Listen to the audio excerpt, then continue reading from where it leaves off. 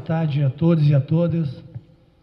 Vamos fazer um breve relato do que era a construção naval e o que nós conseguimos chegar aqui até hoje. Na década de 70, 80, com a descoberta da Bacia de Campos, houve a necessidade do Brasil começar a sua Frota Nacional de Petroleiros, que, por sinal, a Frota Nacional de Petroleiros foi criada antes da Petrobras, 25 de abril de 1950. Petrobras veio depois, 3 de outubro de 1953. Então, a Frota Nacional de Petroleiros começou antes. E os governos daquela época, né, um governo ditador, militar, mas teve uma visão para a indústria naval. Foram construídos aqui no Brasil os navios mineiros petroleiros, Naverol, Mianga do Reis, Maraú, Maracá, Mafra, Morretes, os famosos classe M's, que saíram carregados do Brasil de minério, descarregavam no Japão ou na China e de lá voltavam para o Brasil com o petróleo.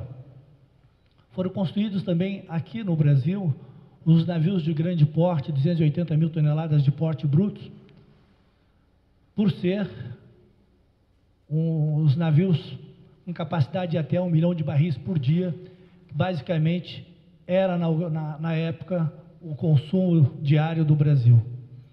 E teria que ser um navio de grande porte para trazer uma certa quantidade de petróleo devido à área de conflito no Golfo Pérsico.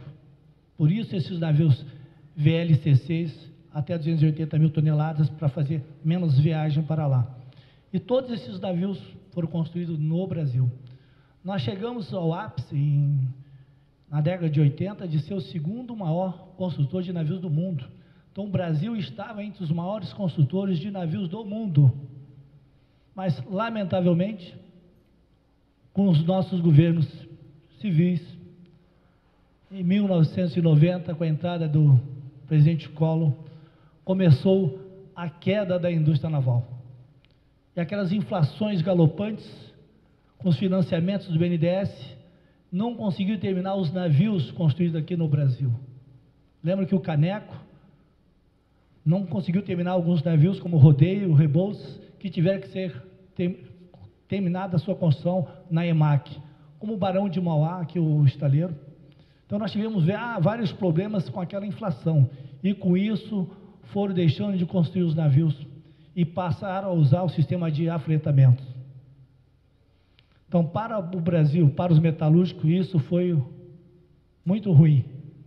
O que os nossos metalúrgicos, que naquela ocasião, mais de 50 mil, tiveram que procurar novos postos de trabalho, novas frentes de trabalho, para sustentar suas famílias, né? Porque você chegava em casa, não tinha o alimento, porque a sua profissão deixava de existir.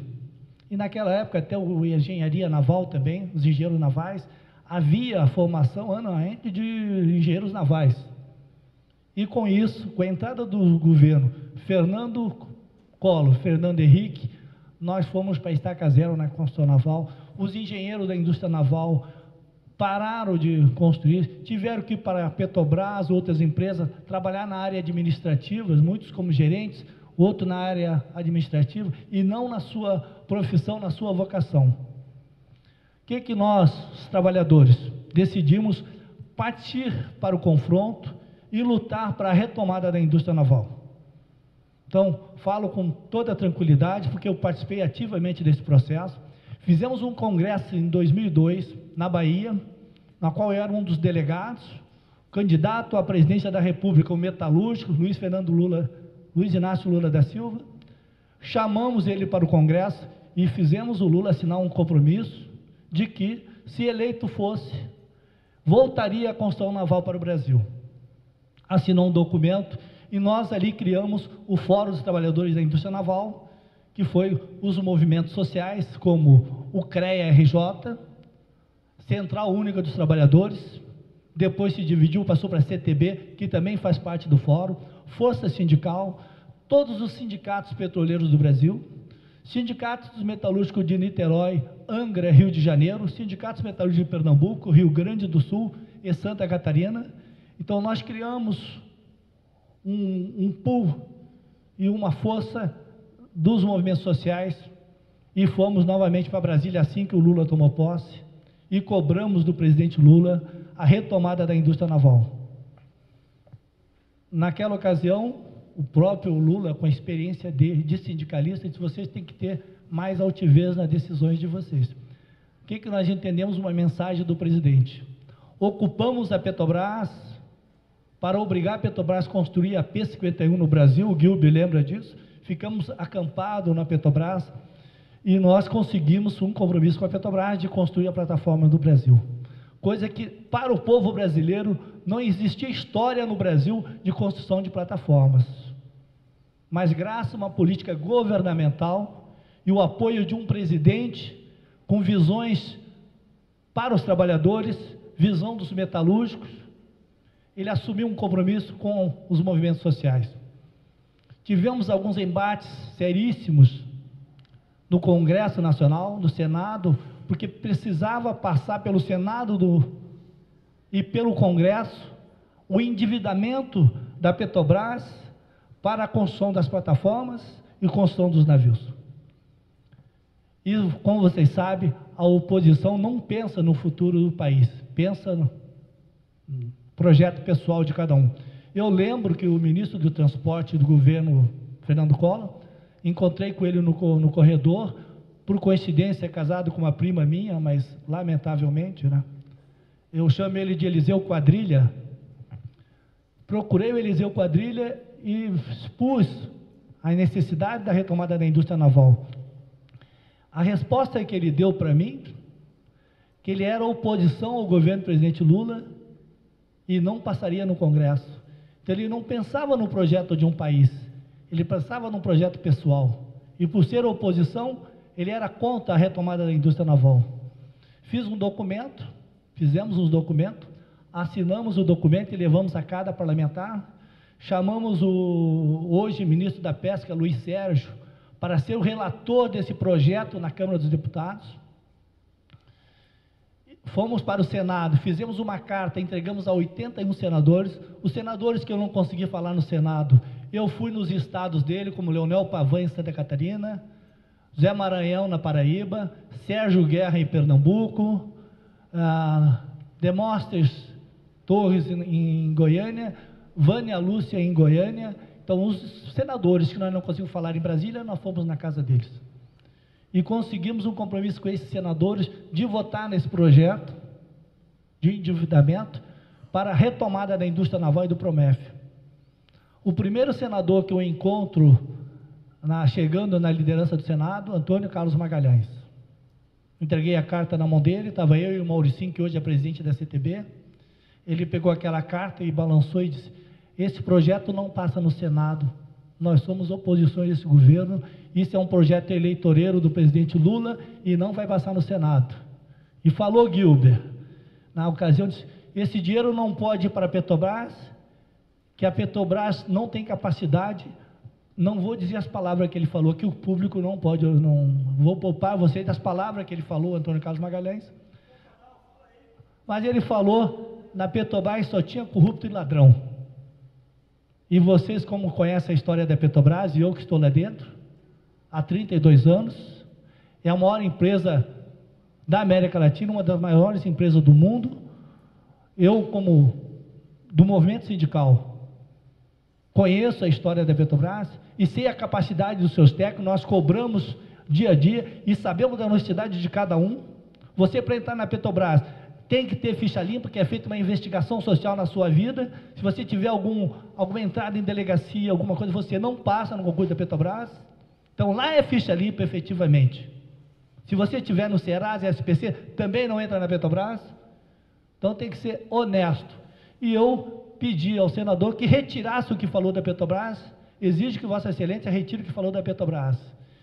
Ele disse: estou na minha casa, eu falo o que eu quiser.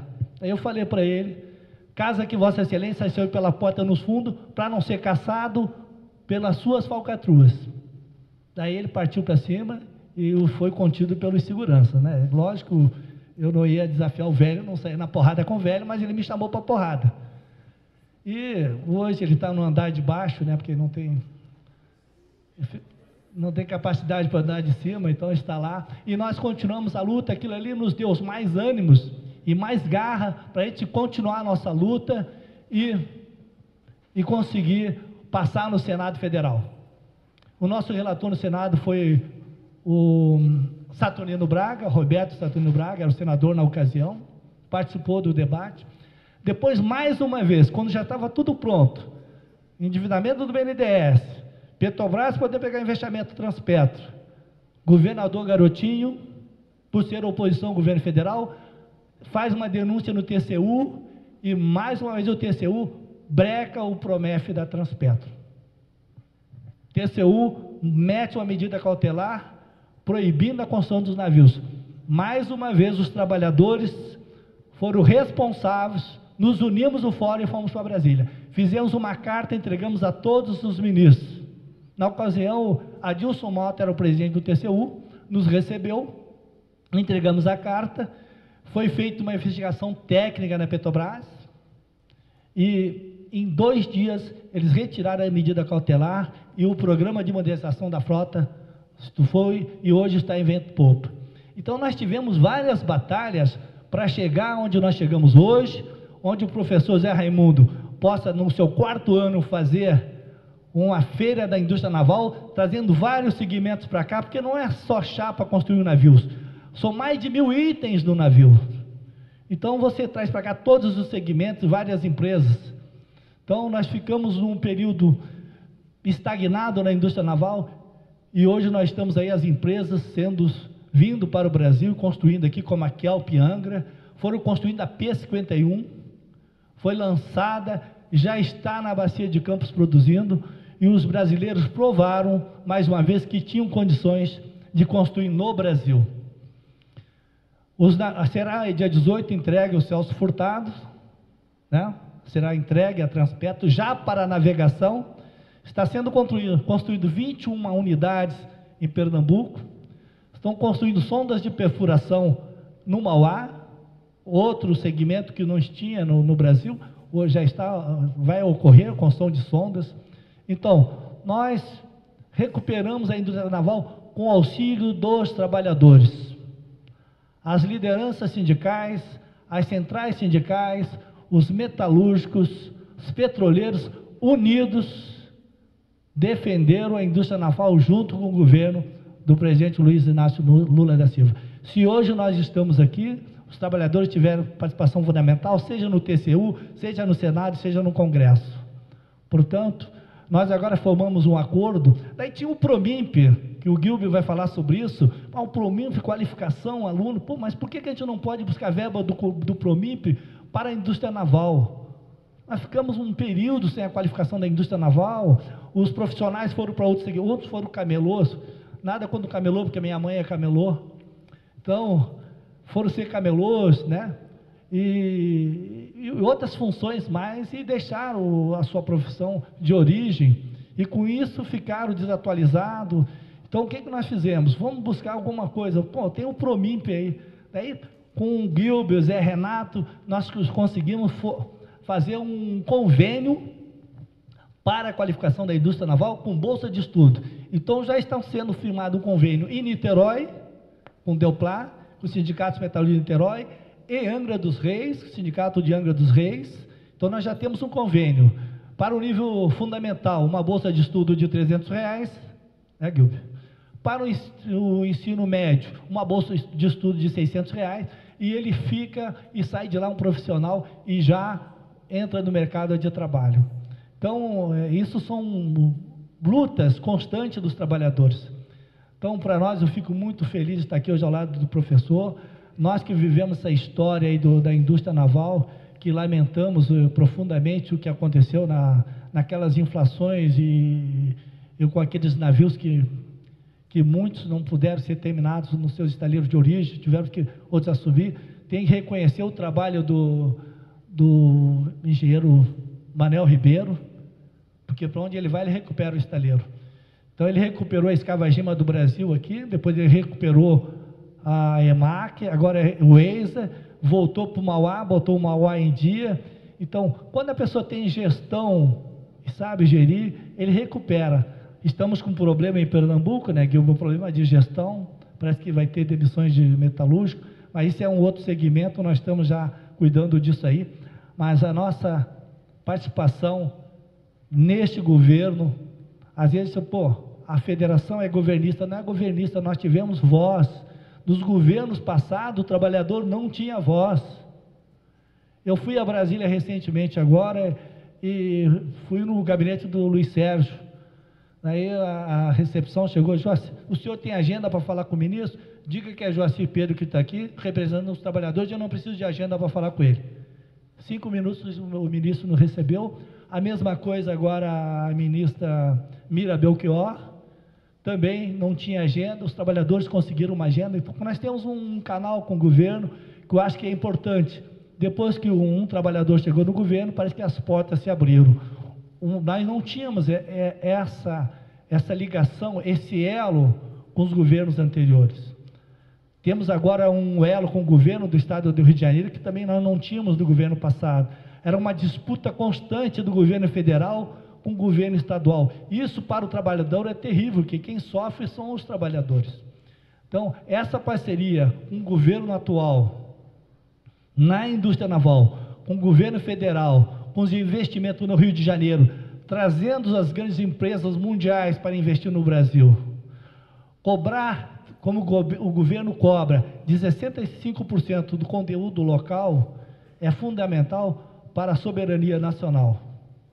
E um país que tem 8.000 quilômetros de extensão, não pode ficar sem ter uma frota própria. Não podemos ficar na mão de bandeiras de conveniências. Lamento muito que a Lei 9478 quebrou a cabotagem no Brasil. Se nós observarmos no Estado americano e outros países, na cabotagem só navega navios com a bandeira daquele país, do país dele.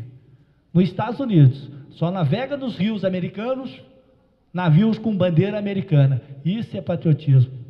Mas no Brasil, Fernando Henrique de Mello quebrou a cabotagem com a Lei 9478, permite que navios de bandeira de conveniência venham para o Brasil e pega a carga em Rio Grande, leva para Salvador com trabalho escravo, bandeiras de conveniência, com filipinos como tripulantes.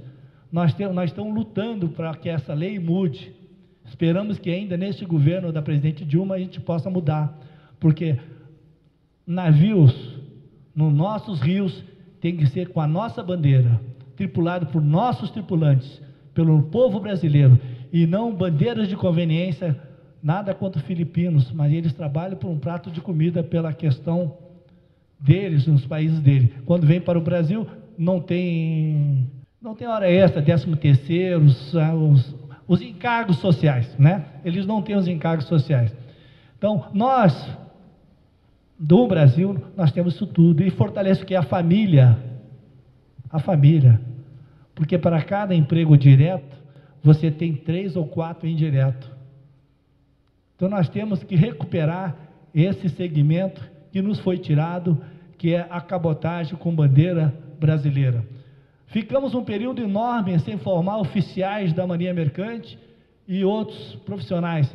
Tanto é que vários se aposentaram na Petrobras, na Frota Nacional de Petroleiros, e estão hoje no mercado de trabalho mesmo aposentados, porque não existe a mão de obra para esse segmento. Eu conheço vários comandantes de navios que começaram comigo como estagiário, se formaram no CLC, hoje estão aposentados e voltam a navegar, porque não existe.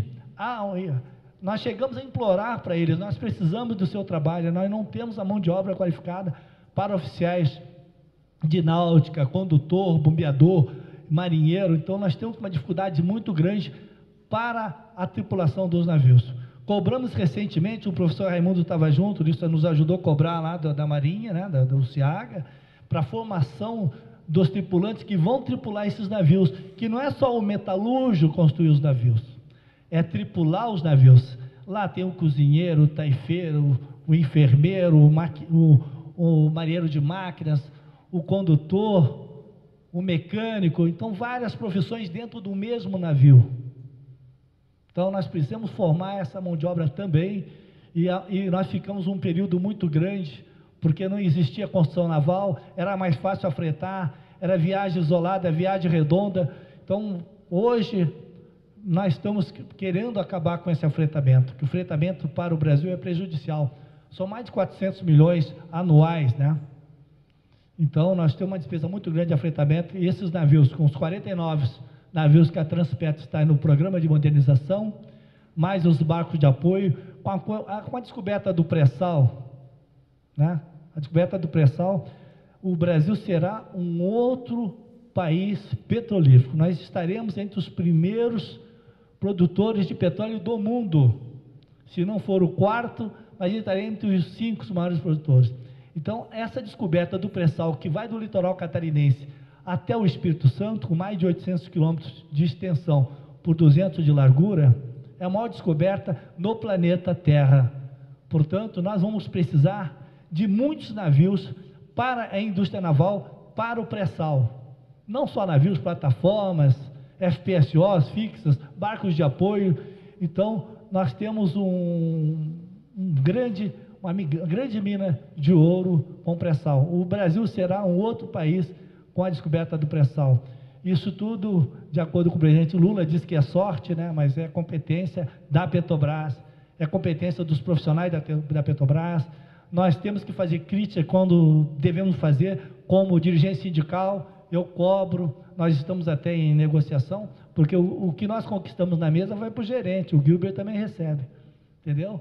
Então o Gilbert acaba torcendo pelas lideranças, né, Gilbert? Porque nós estamos em negociação com a Petrobras, então a gente tem que valorizar o técnico da Petrobras, tem que valorizar quem está nas plataformas, nós temos que valorizar essa grande empresa, esses grandes profissionais. Embora eu seja da área administrativa, mas eu prezo muito a área operacional, tá? Que é aonde vai buscar o petróleo. Então o país hoje está com essa descoberta do pré-sal, e até 2020 vai ser um outro país. Então eu quero agradecer aqui a presença de todos, né? Quero agradecer ao professor Raimundo, já pelo 4º ano da feira, trouxe várias empresas internacionais para cá, coisas que nós não tínhamos. Quando que nós íamos imaginar que Niterói ia fazer uma feira, a nave peça, né, professor? Nós ficamos aí estagnados, nós ficamos esquecidos, e agora já tem feira no Rio de Janeiro, né? Tem a Naval Shore no Rio, já tem feira já querem fazer já em outros estados, em Pernambuco, tá? Então, a indústria naval está de vento em popa. Quero agradecer a presença de todos vocês. Muito obrigado, professor.